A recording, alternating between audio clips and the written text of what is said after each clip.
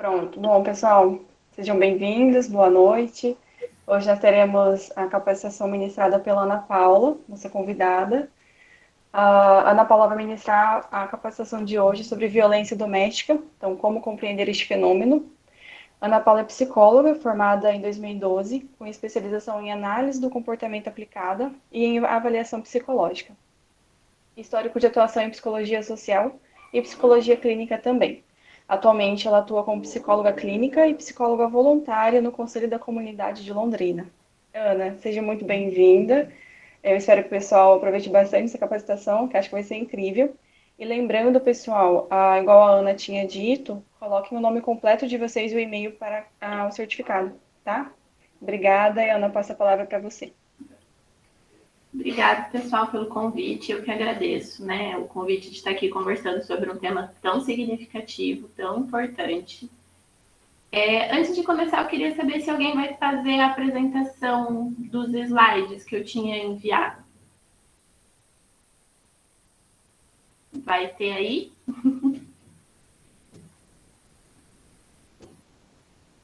Ana, se você quiser me encaminhar de novo, eu não sei se foi a Ana Clara que ia ficar responsável, mas pode me passar que daí eu coloco aqui.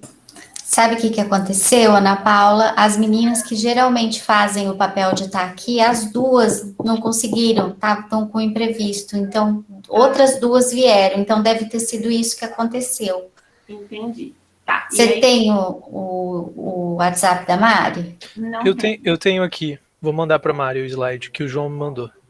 Tá. Beleza. Ai, joia.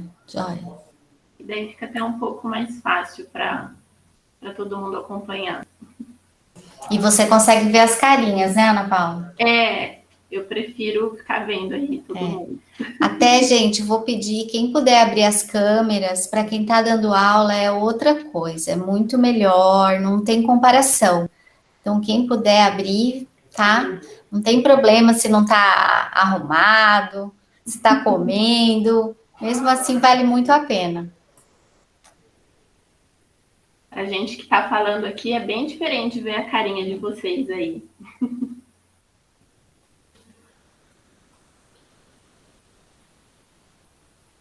Ana, eu recebi aqui, vou tentar compartilhar, tá? Só um momentinho. Tá bom.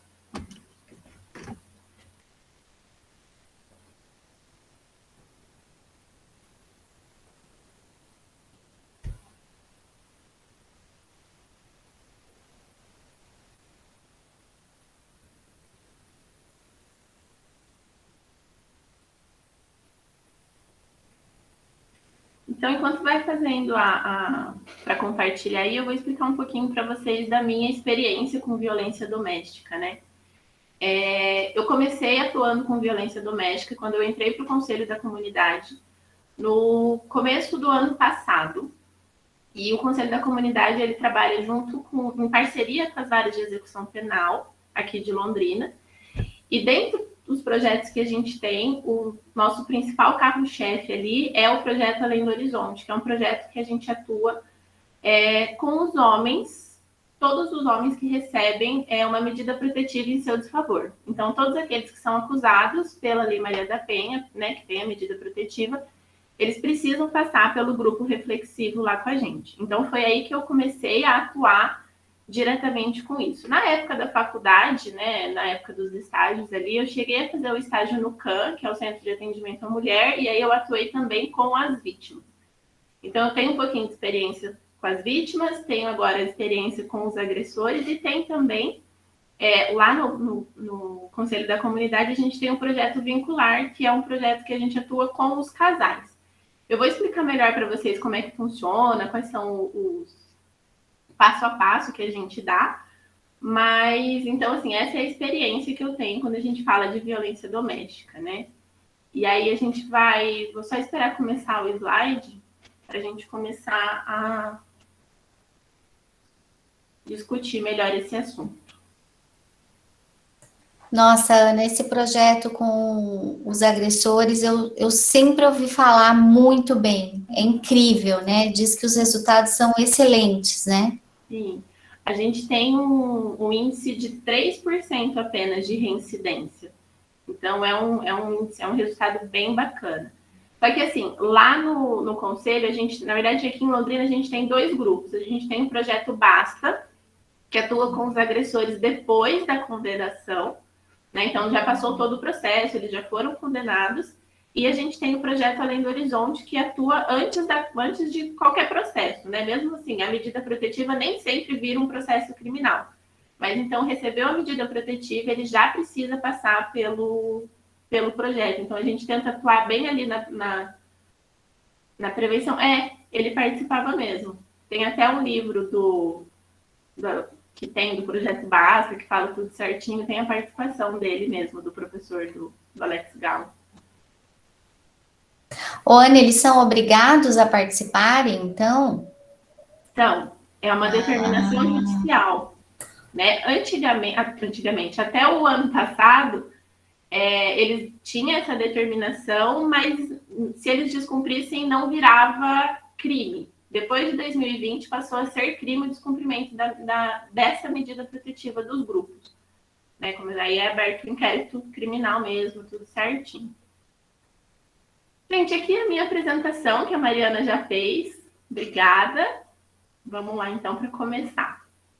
Pode passar, por favor. Mais uma vez.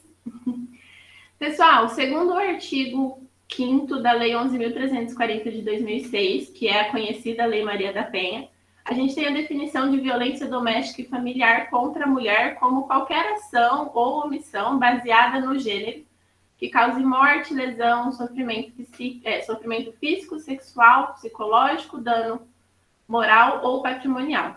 A gente tem ali, logo de cara, essa definição que já vai contra o nosso senso comum, que prega a respeito da violência. Normalmente se conversa com as pessoas de violência doméstica, elas entendem o apanhar, o bater, aqueles mais sensíveis vão ali para um lado de até uma ameaça, entendem como violência, mas a gente consegue entender que a violência ela vai muito além disso.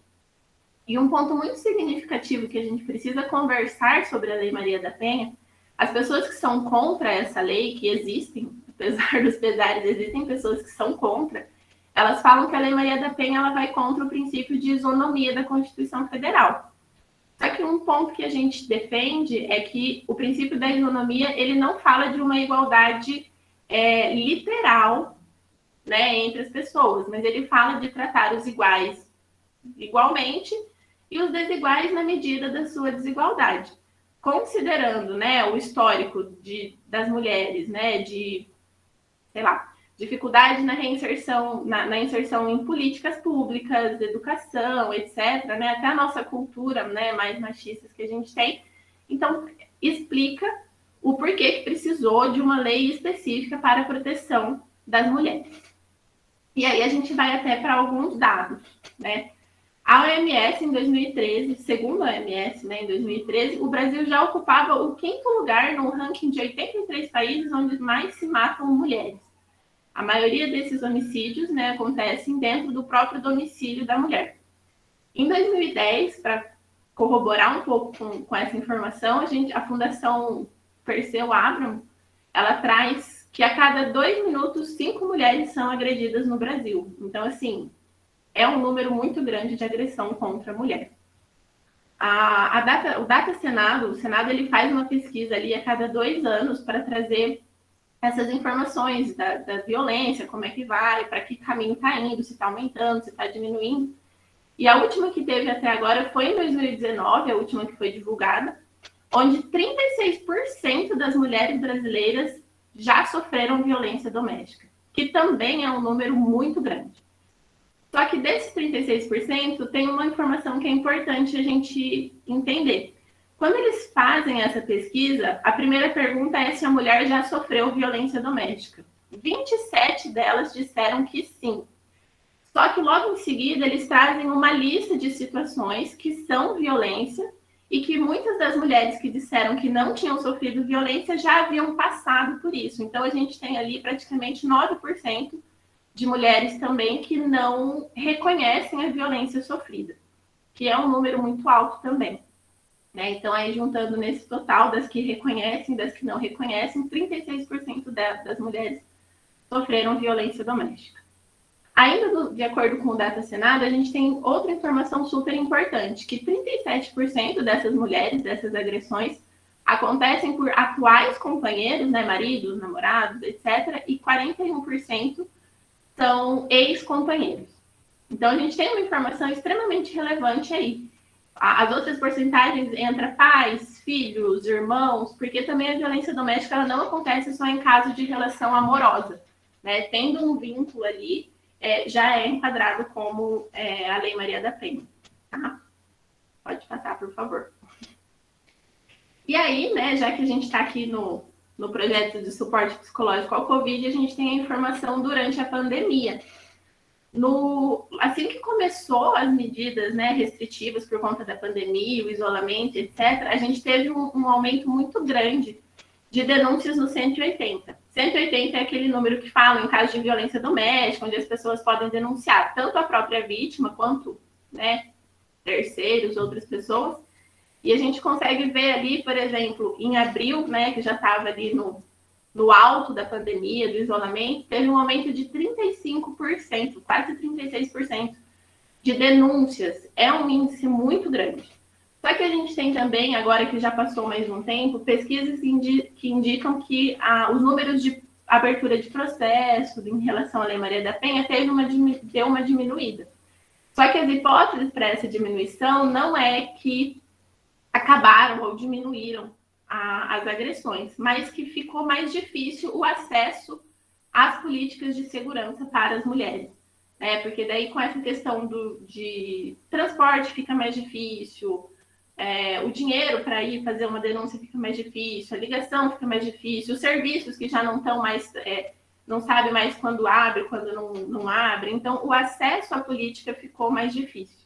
Mas ainda assim, isso não é um índice de que diminuiu a violência contra a mulher. Pode passar, por favor. Quando a gente fala de violência, a gente vai sempre para um lado de que a gente precisa conhecer a violência. Como profissionais que atuam ali na violência, a gente precisa muito ter esse conhecimento do ciclo da violência. Porque normalmente é durante esse ciclo que nós temos a chance de atuar, e é aí que a gente precisa fazer a conscientização, tanto da vítima como do agressor, né? A primeira fase que a gente chama aí do ciclo da violência é o aumento de tensão, que é o momento onde o agressor ele demonstra irritação por coisas pequenas, né, coisas insignificantes, pode chegar a ter certos acessos de raiva, acontecer humilhação, ameaça, destruição de objetos. E nessa fase, a vítima ela tende a negar aquilo que está acontecendo. Ela fala, mas ele está assim porque ele está nervoso, mas está com muito trabalho, mas isso aconteceu porque ele estava alcoolizado. A gente percebe que a vítima ela entra nesse movimento de tentar justificar a violência que está acontecendo, porque já é uma violência ali, né, num grau um pouco menor, se a gente pode dizer isso.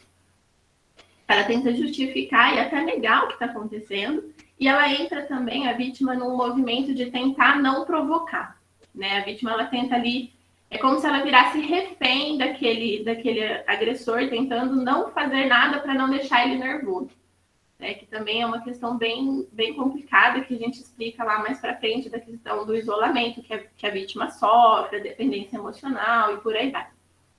Depois desse aumento de tensão, chega a questão, né, a segunda etapa do ciclo da violência, que é o ato de violência propriamente dito, que é quando tem a explosão e o pico de descontrole ali do agressor. E normalmente é aqui que acontecem as violências mais graves, né, a violência física, ameaça, morte, muitas vezes. E é nessa etapa que, quando a vítima consegue, é onde ela tende a tomar alguma decisão em relação a essa violência. É aí que a vítima pede uma separação, é aí que ela faz uma denúncia. Normalmente é nessa etapa que a vítima tende a procurar ajuda, que ela vai procurar alguma decisão que faz esse distanciamento do agressor. E aí a gente vai para a terceira etapa do ciclo da violência, que é o arrependimento e o comportamento carinhoso, né? Quando tem esse afastamento da vítima, o agressor ele entra naquele movimento de se comportar com a função de conseguir uma reconciliação. Né? Ele tenta de certa forma, ficar cada vez mais carinhoso, tem um pedido de desculpa, né? Acontece ali um certo... um charme, ele tenta ali se desculpar pelo que está acontecendo, mas não é uma desculpa que resolve o problema, eu falo. É como se fosse aquela tentativa de varrer a sujeira para debaixo do tapete. O problema continua ali, ele só está um pouco mascarado com flores e bombons, vamos colocar assim. E depois disso, quando a vítima retorna, né, nos casos que a vítima retorna para esse relacionamento, é exatamente aí que acontece a fase que o pessoal fala da fase da lua de mel, que fica tudo bem, que fica tudo calmo. E justamente essa fase explica um pouco do porquê que essa vítima se mantém nesse ciclo, né? Tem esse pico de violência, que é extremamente aversivo, mas logo em seguida tem esse esforço do companheiro que ela vê, né? Que pode até a gente estar reforçando manter a vítima ali nessa situação, tá? Eu vi que alguém falou a respeito, fizeram uma pergunta sobre o ciclo, né? Se é verdade que o ciclo pode aumentar. E é verdade, né? As pesquisas indicam ali que quanto mais esse ciclo se repete, ele fica mais intenso e mais frequente. Por que a gente fala isso? Esse ciclo ele pode durar dias, semanas, anos. E é por isso que é tão difícil a gente perceber a existência desse ciclo. Porque às vezes a fase da lua de mel pode durar meses, né? Que fica difícil a gente perceber. Então, assim, fica parecendo como se fosse um caso isolado, mas se você pega para fazer toda uma análise completa, você percebe que está ali esse ciclo acontecendo. E o ciclo da violência, a gente precisa conhecer ele, porque esses atos de violência, no começo, eles não parecem tão graves assim, né? Mas vai se intensificando, vai se agravando cada vez mais, e é aí que a gente vê os casos de feminicídio, de morte, por aí vai. Pode passar, por favor. Quando a gente fala de ciclo da violência, a gente precisa entender também os tipos de violência. Os tipos de violência, gente, essa tipificação aqui é a tipificação que está na Lei Maria da Penha. Tá? Então, assim, ela cobre todos esses 5 tipos de violência e recentemente foi incluído, se eu não me engano, já a violência virtual. Eu não vou me lembrar o nome exatamente, mas essa questão da divulgação de fotos online, ameaças online, coisas nesse sentido também está sendo incluído na Lei Maria da Penha, tá? A mulher também está protegida nesse ambiente virtual. Então, a gente vai para o primeiro tipo, que é a violência física, que é a mais conhecida, né? É aquela que todo mundo reconhece. São os tapas, socos, empurrões, puxão de cabelo, segura forte, coisas nesse sentido. É a violência que deixa marca, então é aquela que é mais fácil da gente reconhecer. A própria vítima, muitas vezes, reconhece apenas esse tipo de violência, violência física. Então, a gente precisa conhecer todos esses tipos de violência justamente para a gente passar isso para as pessoas, passar essa informação. Tanto para a vítima reconhecer que o que ela está sofrendo é, sim, uma violência, quanto para o agressor. A gente percebe no trabalho que a gente faz com os acusados que muitos deles não entendem aquilo que eles estão fazendo como violência. Então, a gente precisa passar essas informações desse tipo de violência, né? Como, por exemplo, a violência psicológica é a violência que as pessoas mais têm dificuldade de perceber. Porque, né, é tida ali como qualquer conduta que cause dano emocional, diminuição da autoestima, que prejudique ou perturbe o desenvolvimento da mulher. E a questão do controle, né, que muitas vezes é tido ali como um cuidado, como é natural, mulher não pode fazer isso mesmo, que entra ali dentro da violência psicológica. A gente tem ali alguns exemplos, aquela questão, o gaslighting, né, que hoje tem sido muito falado, aquela questão de fazer, a mulher tá doida, você não sabe o que você tá falando, entra dentro da violência psicológica.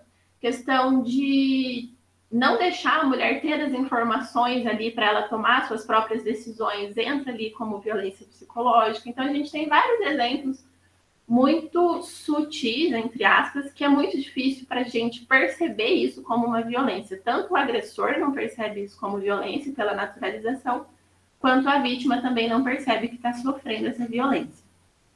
A gente tem também a violência sexual, que é qualquer conduta que constrange a presenciar, manter, participar de relação sexual não desejada, mediante intimidação, ameaça, coação, uso da força.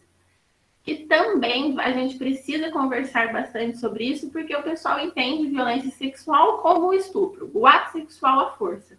Mas a violência sexual ela vai muito além disso, né? A gente tem alguns exemplos ali de os homens que tiram a camisinha durante a relação sexual sem o consentimento da parceira, isso entra como violência sexual.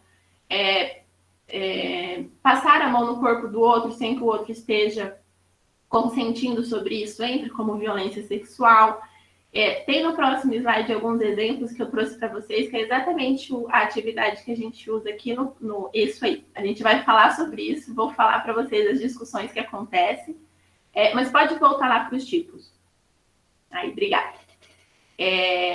Que gera muita discussão de, mas isso não é violência, mas isso acontece em todo relacionamento. E a gente sempre bate nessa tecla de pode ser comum acontecer, mas é um crime. Não faz estar certo só porque todo mundo faz, né? A gente tem a questão o próximo tipo, né, da violência patrimonial, que é qualquer conduta que configure retenção, subtração, destruição parcial ou total dos bens, do objeto, instrumentos de trabalho, documentos, por aí, da pessoa. É muito comum a gente ter ainda hoje em dia a questão do homem que, deixa que o seu salário cai todo na minha conta e eu gerencio o dinheiro. A mulher não tem acesso ao seu próprio dinheiro. A gente tem aquele marido que, você não vai embora, eu vou ficar com seus documentos, e pega o documento da pessoa. A própria venda de imóveis, né, móveis, imóveis, de bens ali do casal sem o consentimento da outra pessoa também entra como violência patrimonial. Então, a gente precisa falar desses exemplos todos para as pessoas irem entendendo o que é violência, o que não é. Quais são os tipos ali de violência. E, por último, a gente tem também a violência moral, que são as condutas que configuram calúnia, difamação e injúria. Um ponto muito interessante da gente discutir da violência moral é que muitas vezes os agressores eles falam assim, mas ela fez isso mesmo que eu estou contando para todo mundo. Tudo bem, ela pode ter feito, mas não é seu papel contar isso para todo mundo. Quando você sai contando para todo mundo, espalhando na internet, falando mal dela para todo mundo, é um crime que você sim está cometendo. E uma coisa muito curiosa que a gente percebe quando a gente atende os agressores é que eles justificam o tipo de violência que eles praticam com o tipo de violência que muitas vezes eles dizem que sofrem também, né? Mas ela quebrou meu celular, por isso que eu dei um soco na cara dela. A gente entende que sim, são dois tipos de violência diferentes acontecendo, mas um tipo de violência não justifica o outro, até porque se a gente olha para o ciclo da violência, a gente entende um pouquinho do relacionamento abusivo, a gente consegue entender todo esse processo que está acontecendo. Pode passar, por favor. Essa é uma atividade que a gente faz em um dos encontros do projeto Além do Horizonte. Eu trouxe para vocês terem ideia de como são coisas simples que a gente precisa discutir. E esse é um encontro bem polêmico, porque assim, a gente pede para eles preencherem essas informações e muitas vezes eles não entendem que é violência, algumas coisas, e o ponto simples aqui que a gente coloca, né? Expressar como eu me sinto sobre algo e fazer um pedido de mudança. Muitas vezes eles colocam isso como uma violência psicológica, porque daí, como eles estão passando por um processo de punição por violência, eles vão para aquele lado de que, então eu não posso falar nada, eu não posso me expressar, porque isso vai ser violência. Eles acabam indo para esse outro extremo de que, assim, se qualquer coisa que eu faça é violência, então eu não vou fazer nada, porque daí também vai ser violência. E a gente trabalha com eles até nesse sentido de que, assim, olha, existe uma forma correta da gente colocar os nossos limites, existe uma forma correta da gente fazer o nosso pedido de mudança, da gente colocar essas questões, justamente para a gente não ficar justamente no ciclo da violência ali da lua de mel, de que está tudo bem, de que está tudo tranquilo, e de repente o problema continua ali até que a gente chega na fase da explosão de novo. Então, assim, só para esclarecer ali, vender os móveis do casal sem consentimento da parceira entra como violência patrimonial. Passar a mão no corpo da minha esposa quando ela está dormindo. Esse é o ponto que mais gera discussão, porque eles entendem que, se ela é minha esposa, tá tudo bem. E não, a gente bate muito nessa tecla de que, assim, se a pessoa está não está em condição de consentir, seja porque está alcoolizado, efeito de droga, está doente, passando mal, ou está dormindo, eu não tenho direito de acessar o corpo dessa pessoa de forma alguma, porque eu não tenho consentimento. Seja ela uma estranha, ou seja ela minha esposa há 30 anos. Né? Então, assim, aqui a gente já começa a perceber o quanto que existe essa naturalização da violência em muitos contextos. Tem o ponto de expressar como eu me sinto, que eu falei que não é uma violência, e eles colocam muitas vezes que é um tipo de violência. Normalmente eles colocam como violência psicológica, mas entra justamente nisso que eu falei, que o expressar como a gente se sente, fazer um pedido da mudança, tem uma forma correta disso ser feita. O outro tópico, né? Não assumir os meus erros e colocar a culpa na outra pessoa, fazendo-a se sentir culpada. É um tipo de violência psicológica, tá? Segurar pelos braços da outra pessoa para que ela não vá embora é uma violência física. E falar mal da outra pessoa para os meus amigos na internet, para os meus amigos e na internet, entra como uma violência moral, tá? E aí a gente precisa ir para algumas discussões muito comuns que aparecem quando a gente vai falar sobre a Lei Maria da Penha, sobre os tipos de violência, até mesmo sobre a atuação dentro desse tema. A primeira coisa que a gente precisa entender, a violência ela é multideterminada.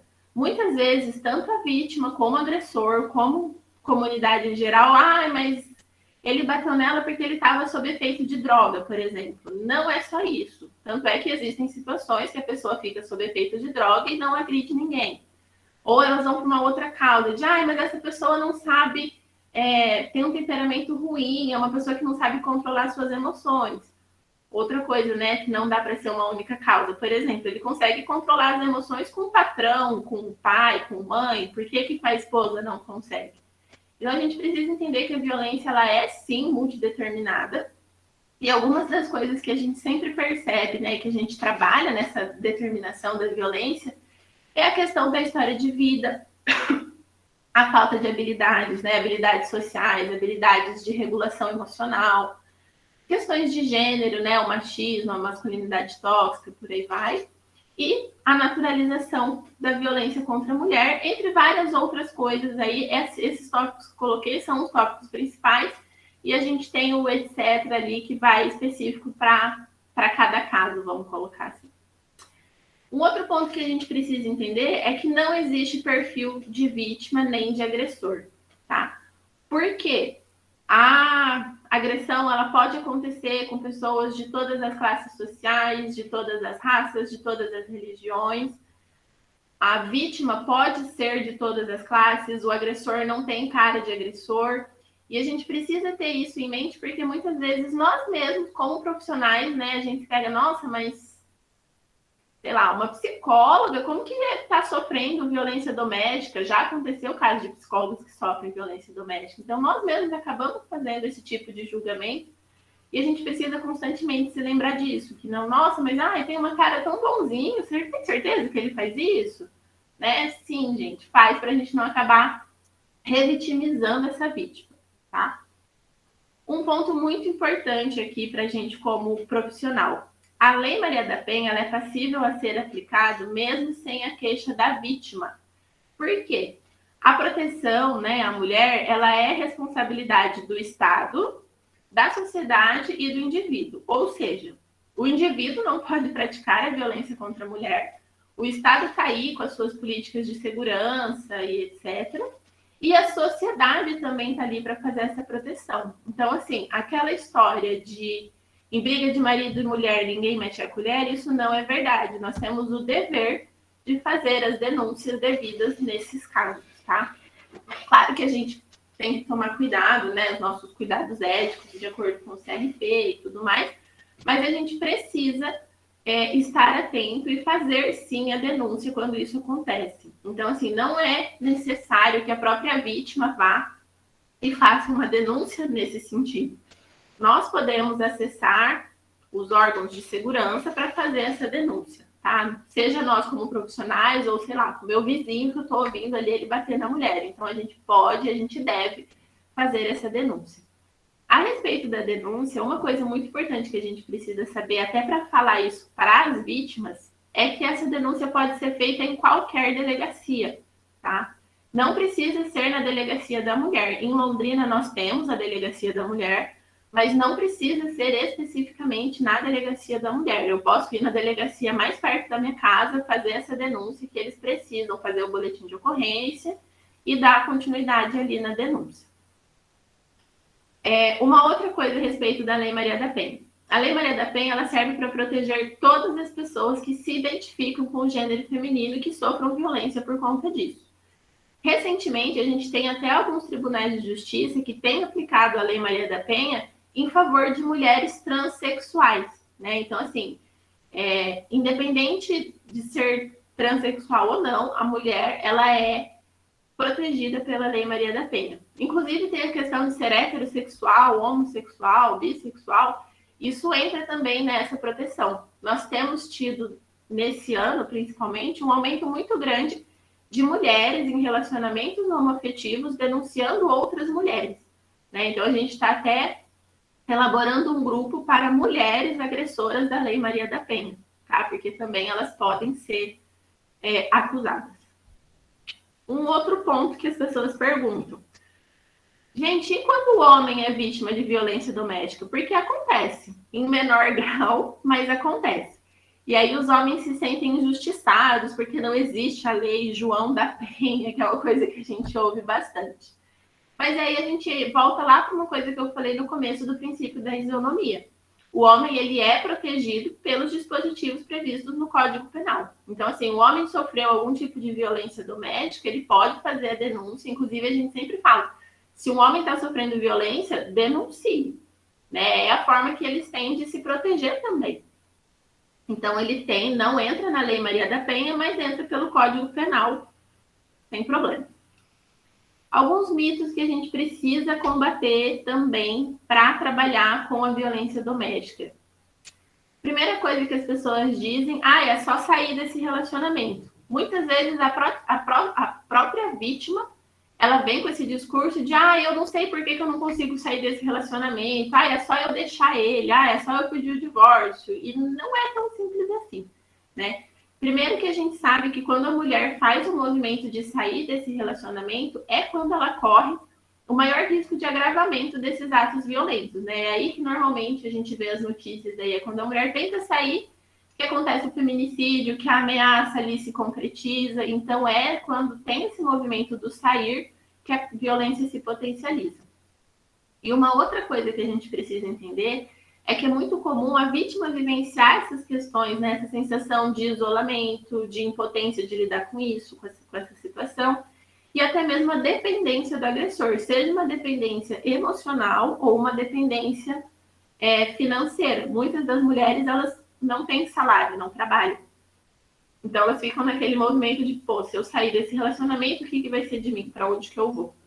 Então, não é esse simples, só sair desse relacionamento. É preciso uma rede de apoio para fortalecer essa mulher para que ela consiga sair desse relacionamento. As mulheres apanham porque gostam ou porque provocam. Esse é outro grande mito, né? É muito comum que a vítima de violência doméstica ela passe muito tempo tentando evitar essa violência. A mulher ela entra num movimento de achar que ela tem algum controle sobre o comportamento agressivo do companheiro, né? Ela tenta fazer de tudo para não deixar ele nervoso, ela tenta fazer de tudo para manter as coisas todas em ordem, conforme o companheiro gosta, para que não aconteça essa violência. E a gente precisa entender que existem vários fatores que fazem com que essa mulher fique nesse relacionamento. Não é porque ela gosta de apanhar, mas muitas vezes existem outros fatores ali que são positivos, né? A gente no trabalho com os casais é muito comum a gente ouvir, olha, eu não quero sair desse relacionamento, eu só quero que ele pare de me bater, porque ele é um bom pai, ele é um bom genro pro meu pai, ele é um bom pai para os meus filhos, ele sustenta bem a casa, e tem os momentos de agressão. Então, assim, a agressão não é uma questão que a mulher gosta de apanhar, mas existem esses outros fatores que fazem com que essa mulher tenha, sim, o interesse de continuar no relacionamento. Um outro mito que a gente precisa combater essa questão dos filhos. Muitas vítimas não saem dos relacionamentos porque, mas meu filho vai crescer sem pai, mas ser filho de pais separados não é bacana. E aí a gente traz a informação que muitas vítimas não sabem, que presenciar violência também é uma violência, né? A gente fazer a criança estar nesse ambiente extremamente vulnerável é sim uma violência. Então, presenciar violência já é violência. E algumas pesquisas indicam que crianças que presenciam violência doméstica, elas são 2,5 vezes mais propensas a praticarem violência doméstica lá nos seus relacionamentos depois de adulto, né? Então, assim, além de estar passando por uma violência, presenciando essa violência, tem o risco desse agressor se virar e praticar uma violência direta contra essa criança, ainda tem essa questão de que afeta diretamente o desenvolvimento da criança. Próximo, por favor. E aí, agora que a gente falou um pouquinho de todos esses mitos, de todas essas questões sobre a lei, eu vou falar um pouquinho para vocês como é que a gente trabalha no Conselho da Comunidade, seja em grupos ou nos atendimentos individuais, porque a gente também oferece atendimento individual quando necessário, tá? A gente tem alguns eixos horizontais que a gente fala, que são os temas desses encontros, né? Cada encontro, cada sessão tem o seu tema principal, né? A gente trabalha alguns temas, por exemplo, saúde do homem, habilidade social, histórias de vida, história familiar, que são os temas dos encontros, mas a gente precisa ter esses eixos verticais ali, como se fosse o nosso plano de fundo. Todas as nossas discussões, elas não podem fugir desses tópicos aqui, tá? Que é a questão do conhecimento da lei. Tanto a vítima como o agressor, ela precisa conhecer a lei, ela precisa conhecer os tipos de violência, ela precisa conhecer as punições passíveis de serem acontecidas, elas precisam saber como que elas acessam essa lei para ter essa segurança, para ter essa proteção. Então, passar essa informação a respeito da Lei Maria da Penha, né, das leis, da proteção ali, é o primeiro passo. A gente precisa trabalhar também o autoconhecimento e a história de vida. Tanto a vítima como o agressor, eles precisam entender que as suas ações, os seus comportamentos, as suas escolhas têm consequência no mundo. Seja, né, as consequências para eles mesmos, quanto as consequências para as pessoas que vivem ali a seu redor, que convivem ali com eles. E a questão da história de vida é porque a gente precisa fazer esse sujeito perceber o quanto que a sua história de vida, as experiências que ele teve, a construção da sua vida, né? Como que a pessoa que ele é hoje, os comportamentos que ele é hoje, qual foi a construção, como que levou a chegar nesse comportamento problema. A gente trabalha muito também com o senso de responsabilização. É justamente entender que, olha, você tem o poder de aprender a lidar com essa situação, de mudar esse comportamento violento. Claro que a gente sempre trabalha com todas as variáveis, como eu falei, a violência é multideterminada, a gente não entra no âmbito da culpabilização desse sujeito, mas a gente trabalha nessa linha de responsabilização, de olha, você tem essas variáveis, como é que você vai trabalhar com tudo isso para que essa violência não aconteça mais. A gente trabalha também sempre com o desenvolvimento de habilidades, e aí entra tanto habilidades sociais, quanto habilidades de regulação emocional, de tolerância ao mal-estar. Uma coisa que eu brinco que a minha dupla assistente social que faz o grupo comigo, que ela sempre fala, que ela conseguiu aprender ali de tanto conviver com a psicóloga, é que, olha, tudo bem você sentir raiva, você pode sentir o que for, você não pode, por causa da raiva, ir lá e dar um soco na parede, ou cometer algum tipo de violência. Porque a gente trabalha muito nessa visão com eles, de que, assim, sentimento você não vai controlar, mas você vai controlar a sua reação diante disso, o que você vai fazer, né? Se você vai agir ou não nessa emoção. A gente trabalha sempre com as questões de gênero e masculinidade, e aí é um tema muito pesado, porque a gente entra com toda uma desconstrução do machismo, a gente entra com essa questão de masculinidades, que até, né, um ponto, se vocês perceberem, está ali, masculinidades, no plural. Porque a gente entende que a masculinidade, ela não tem um padrão de que a masculinidade ela tem que ser expressa dessa forma. A masculinidade está muito próxima ali da subjetividade. Cada um tem o seu jeitinho ali de ser homem e a gente precisa respeitar todas essas masculinidades aí, de todas as formas que elas aparecem. Um ponto muito bacana que a gente discute quando a gente fala de questão de gênero a respeito do machismo é que a gente tem esse olhar de que o machismo ele é prejudicial para o homem também. Algumas vertentes do feminismo acaba trazendo que o machismo é para os homens, que os homens eles ganham com o machismo. A gente vai para uma outra vertente que até os homens são prejudicados pelo machismo, justamente por essa questão de que afeta diretamente o desenvolvimento desses meninos, né, que vão virar homens no futuro. Afetam diretamente a questão de, homem não pode isso, homem não pode sentir aquilo, homem tem que ser assim, né? Então, assim, nem mesmo os homens ganham com esse machismo. A gente vai para essa vertente de que o machismo, nesse sentido, ele vem para servir ao capitalismo, né? Pela questão de hierarquia, de poder. Então, a gente trabalha muito nesse ponto, tanto com agressores quanto com vítimas, de que, sim, ninguém ganha com machismo, né? Se a gente tiver que escolher a bandeira, é a bandeira contra o machismo, tanto para homem quanto para mulher, que é onde a gente consegue se desenvolver melhor. E um tópico que a gente sempre trabalha também ali de plano de fundo é a desnaturalização da violência. Como eu falei para vocês dos tipos de violência e tudo mais, essa é uma discussão que sempre surge. Tem muito isso, mas meus pais sempre viveram assim.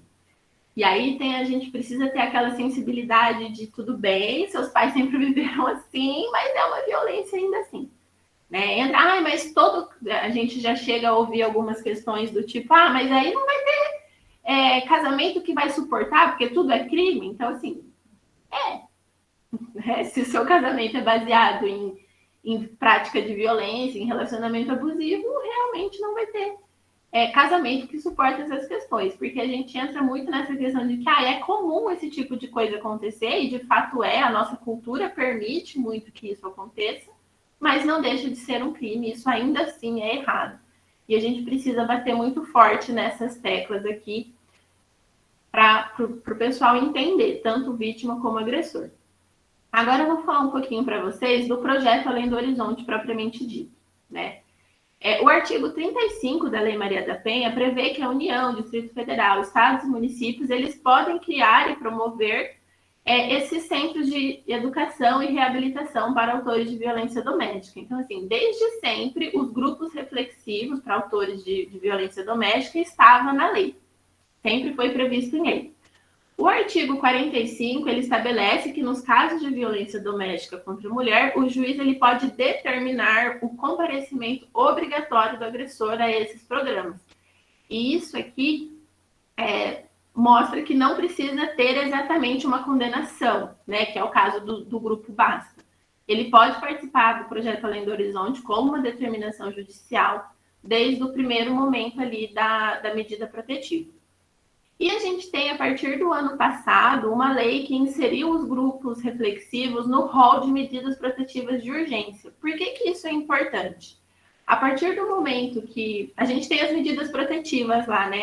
Não se aproximar a tantos metros da mulher, não fazer contato e tudo mais.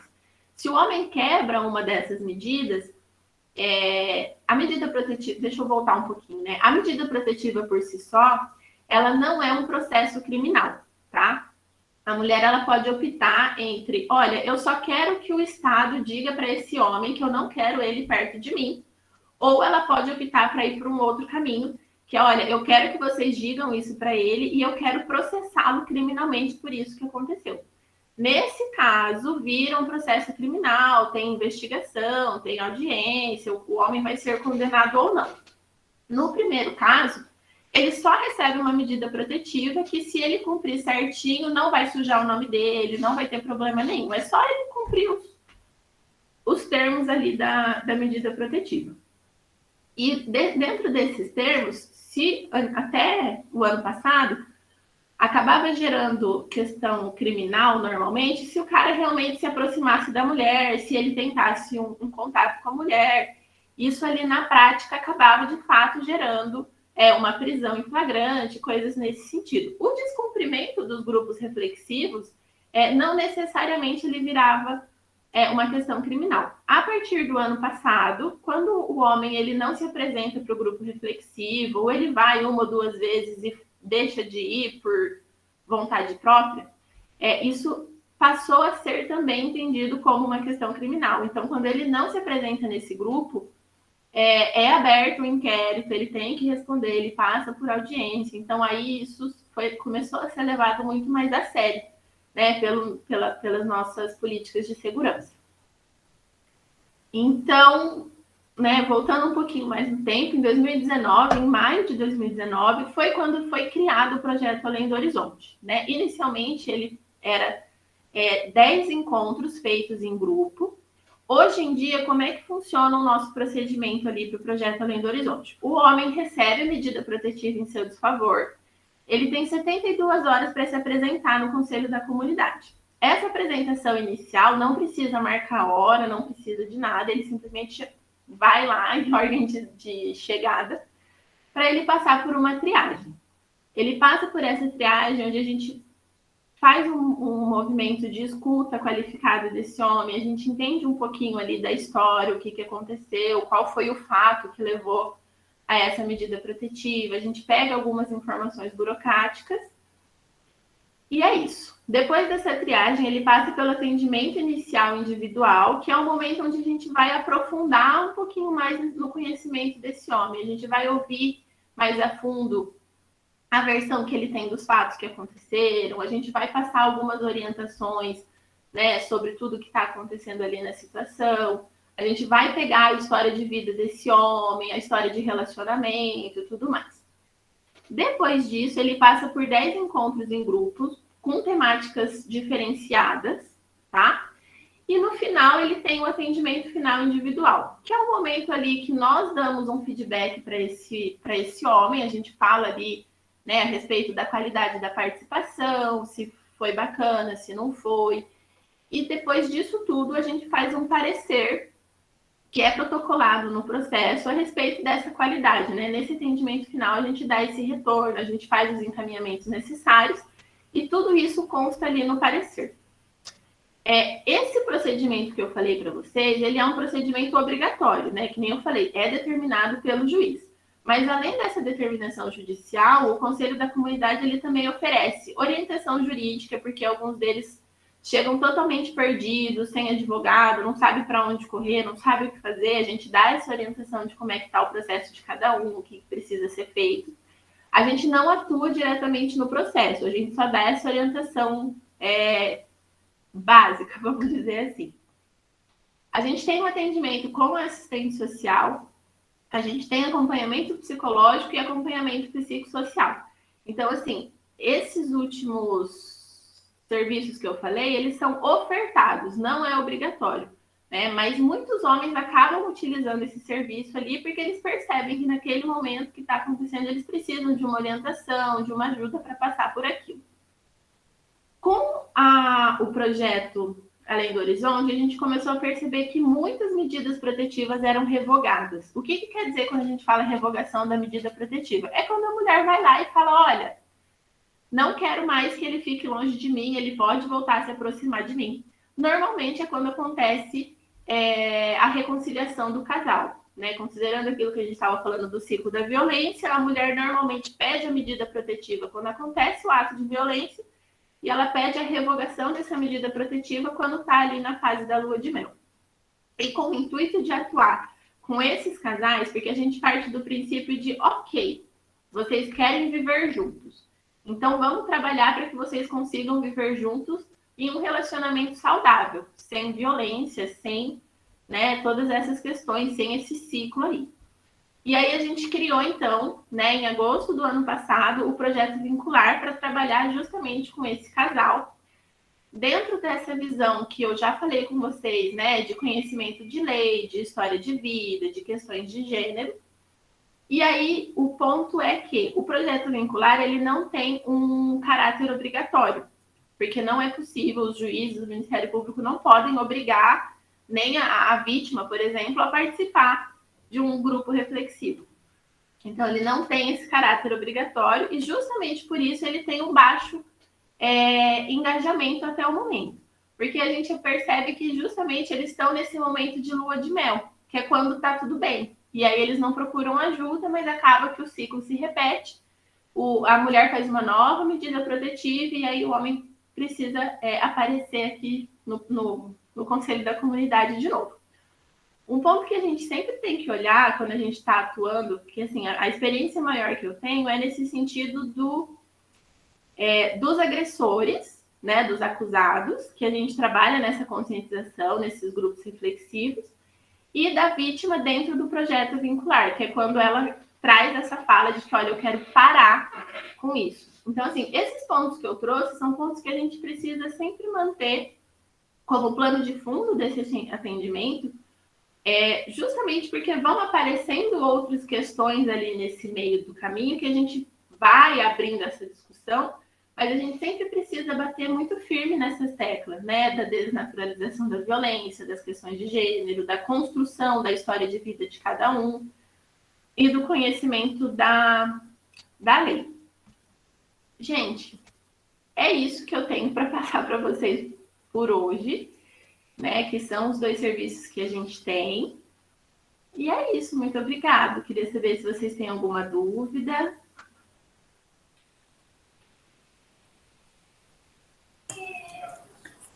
Ana Paula, que trabalho bonito. Meu Deus do céu, estou encantada.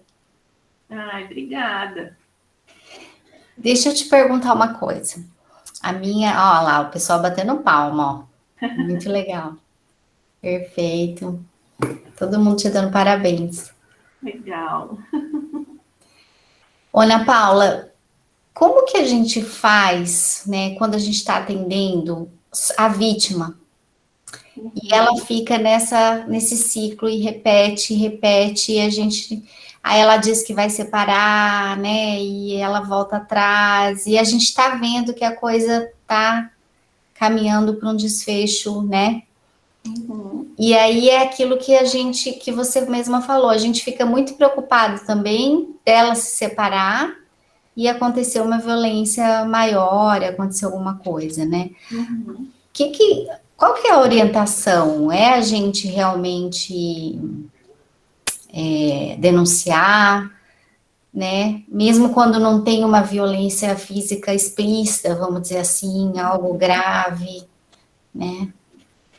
A orientação que a gente sempre passa, né, é no sentido de, assim, a mulher, primeiro de tudo, buscar a sua proteção, né, assim, na verdade, vamos voltar mais um pouquinho ainda. A gente no trabalho, a gente entra ali com essa análise do ciclo, de mostrar que essa mulher está vivendo esse ciclo, entra muito numa questão de conscientização, a gente faz ali a análise funcional para mostrar, né, todo o antecedente, o comportamento que está acontecendo ali, uma análise funcional até do comportamento do parceiro também, muitas vezes, do próprio comportamento dela, né? Então, a gente faz toda essa questão da conscientização de que, olha, você está, sim, vivendo um ciclo de violência, né? A gente passa essa questão dos tipos de violência.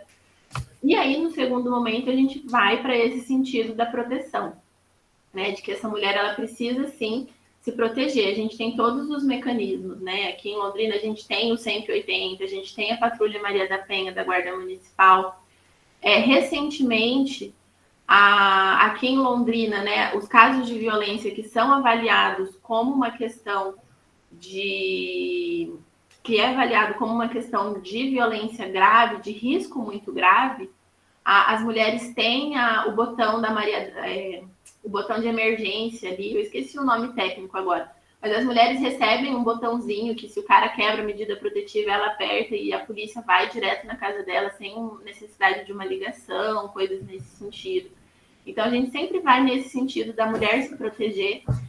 E, infelizmente, a gente sabe que a medida protetiva, muitas vezes, ela não tem um efeito prático, né? Muitas vezes o cara recebe a medida protetiva, fica muito bravo, com muita raiva, vai lá na casa da mulher e acaba cometendo a violência, né? Então, é justamente por isso que a gente não fica nessa idealização dos processos da nossa política de segurança. A gente realmente fala para essa mulher, olha, saia de casa, se proteja, né?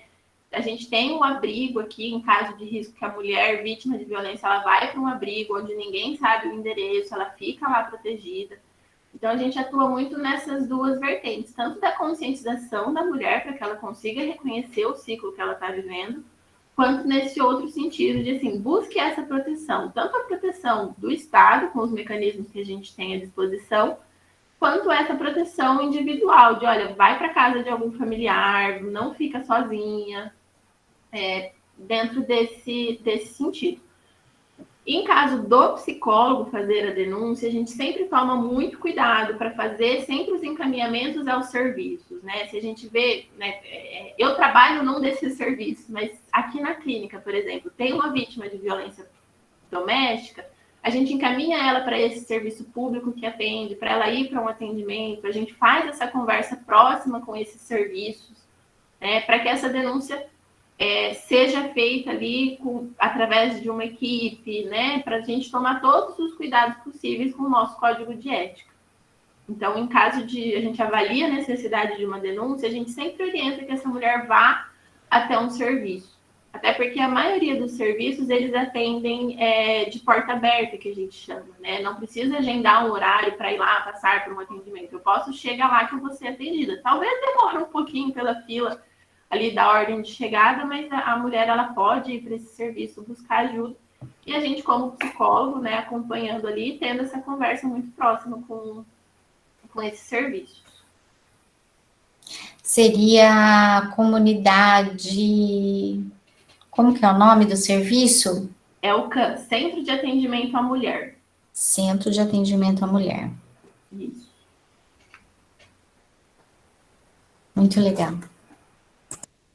Mas a gente sempre tenta trabalhar para que a mulher faça esse processo, né? Que ela denuncie, muitas vezes, se preciso for. Eu, pelo menos, como psicóloga, eu tenho essa postura de me colocar à disposição de, olha, se você quiser, eu te ajudo, acompanho, vou com você na delegacia para fazer essa denúncia.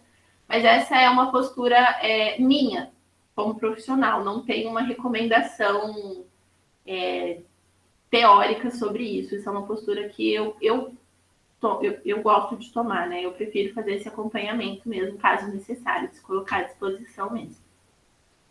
É porque é muito complexo, né, Ana Paula? A gente fica numa situação muito difícil, né?